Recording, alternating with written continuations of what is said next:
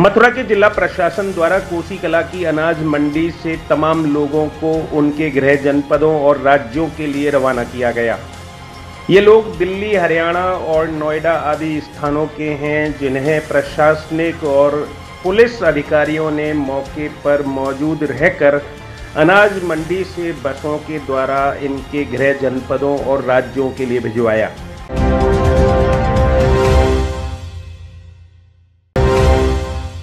मथुरा के जिला प्रशासन द्वारा कोसी कला की अनाज मंडी से तमाम लोगों को उनके गृह जनपदों और राज्यों के लिए रवाना किया गया।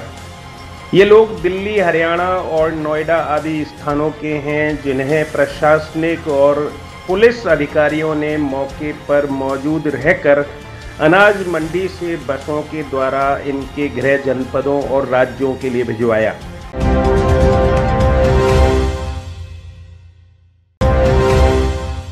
मथुरा दरवाजा क्षेत्र स्थित शाही जामा मस्जिद कमेटी के अध्यक्ष आजाद कुरैशी ने रमजान माह की शुरुआत से पूर्व समाज के लोगों को घरों में रहकर लॉकडाउन व सोशल डिस्टेंसिंग का पालन कर कोरोना महामारी से बचाव का संदेश दिया। वहीं रमजान महीने में घरों में ही रहकर इबादत करने का आह्वान किया है।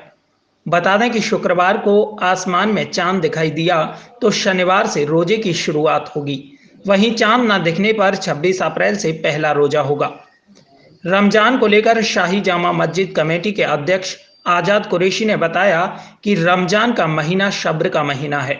लोग अपने घरों में रहकर अल्लाह की इबादत करें और इस महामारी के जल्द से जल्द खत्म होने की दुआ करें।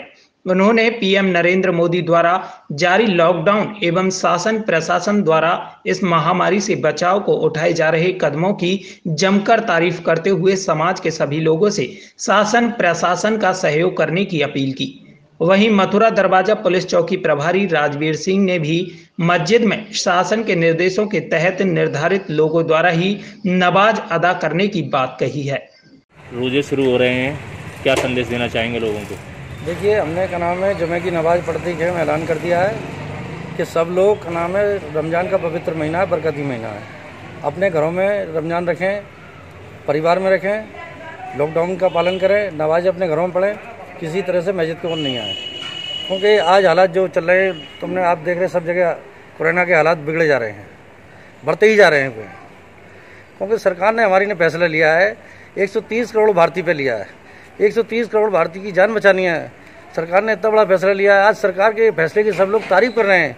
आज हमारा देश देखिए कितना महान देश है हमारा, पूरे देशों की मदद कर रहा है, दवाइयाँ पहुँचा रहे हुए हैं, लोगों को विदेशी आदमियों को भेजा भी जा रहा है। आज हमारे देश का कितना गौरव बढ़ा हुआ है। तो सरकार के आदेशों का पालन करना चाहिए सब लोगों को मिलकर। जिस तरीके से रमज़ान के महीने में शाम को इफ्तारी आती है, मस्जिदों में लोगों की भीड़ लगती है, तो लोग अब भी इफ्तारी लेके आएंगे, क्या कहेंगे? देखिए, हमने साफ कह दिया जुमे की नमाज़ पढ़ते कि अपने घरों पे इफ्तारी रखिए, मैं अपने परिवार में खिलाइए, बच्चों को खिलाइए, रोज़ इफ्तार करिए, माँ करिए, सुकून के संग करिए, घर पे करिए। मस्जिद की ओर कैसी भी तरह का कोई फल वितरण कैसा भी कुछ ही नहीं है। ज़्यादातर देखा जाता है कि रमज़ान के महीने ज़कात खैरात ज़्यादा होती है, तो वो किस तरीके से लोग करें, क्या? देखिए, ज़कात खैरात का जो मसला है, जैसे गरीब आदमी है उसको पैसा दे दिया जाए ज़कात का, जिससे कि वो अपना भजन पालन कर सकता है। और मैं इस आपके चैनल के माध्यम से डॉक्टर साहबों को बधाई देना चाहता हूँ। देश के हमारे डॉक्टर अपनी जान की आहुति लगाए बैठे हुए हैं, बेचारे अपने देश पे जान न्यौछावर कर दी है उन्होंने। मैं मीडिया का भी धन्यवाद देता हूँ, प्रशासन का भी देता हूँ, देश के प्रधानमंत्री को भी धन्यवाद देता हूँ। प्रधानमंत्री ने इतना बड़ा फैसला लिया है। आज 130 करोड़ भारतीय हमारा बचा हुआ है। आज देखिए, अमेरिका जैसे देश शक्तिशाली घाटू है, बल गिर पड़ा है नीचे। मैं प्रधानमंत्री को बधाई देता हूं, अपनी मुस्लिम समाज की ओर से भी देता हूं, प्रशासन को भी देता हूं। प्रशासन बामुश्त मेहनत कर रहा हुआ है। महीना शुरू हो रहा है, पाक और पवित्र महीना माना जाता है। इसमें किस तरीके से इबादत रहेगी, और जो इस समय लॉकडाउन चल रहा है, एक परिस्थिति एक अलग ही चल रही है, उसमें लोग कैसे इबादत करें और क्या संदेश देंगे आप? इसमें संदेश यही देना है कि ये बड़ा अज़मत व बरकत और बड़ी फजीलत वाला महीना है ये हमारा रमज़ान का। हमारे इस्लाम में, हमारे मज़हब में इसका महीने की बड़ी मरातिब और बड़े फ़ज़ाइल बयान किए हैं। अल्लाह के महबूब ने हमारे फरमाया है कि इसमें अगर कोई रमज़ान में एक नमाज एक रकात पढ़ता है तो उसे अल्लाह 70 नमाज़ों का सवाब अता फरमाता है। इसी सिलसिले में लोग, हमारे इस्लाम के धर्म के लोग जो हैं, ज़कात और खैरात भी करते हैं इसमें।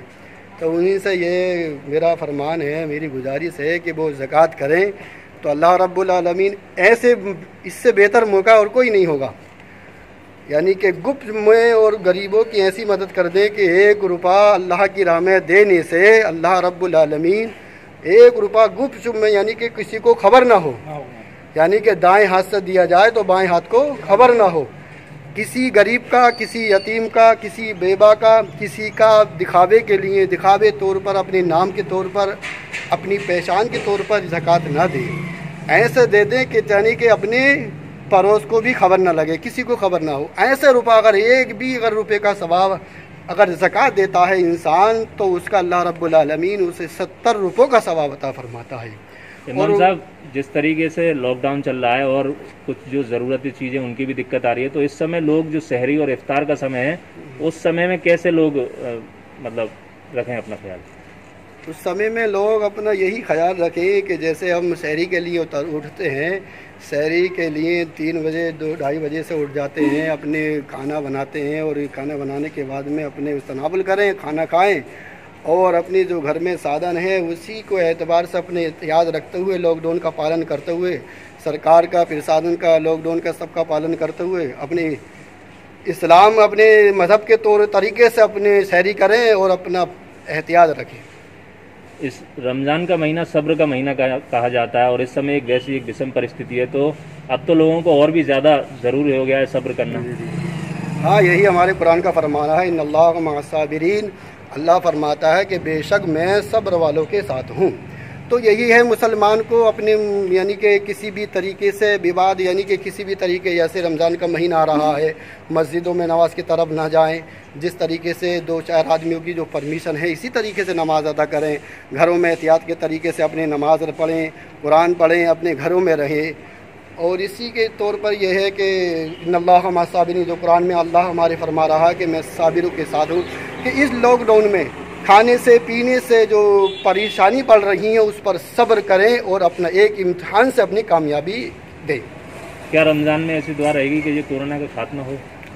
हाँ, यही कुरान में, यही रमज़ान के लिए और यही संदेश है लोगों से, हमारे मुसलमान से, सभी इस्लाम के, हिंदुस्तान के भारतीयों से, कि अपने वो हिंदुस्तान के लिए, हिंदुस्तान की सभी जनता के लिए दुआ करें। और यही अल्लाह के गैब से कुरान के हमारे उलमा यही फरमा रहे हैं, हमारे उलमा ने यही फरमाया कि इंशाअल्लाह 12 रमज़ान को गैब से कोई ऐसी बात आई, ऐसी एक आयत आएगी कि जिससे रमज़ान के महीने में इंशाअल्लाह ये बीमारी ख़त्म हो जाएगी।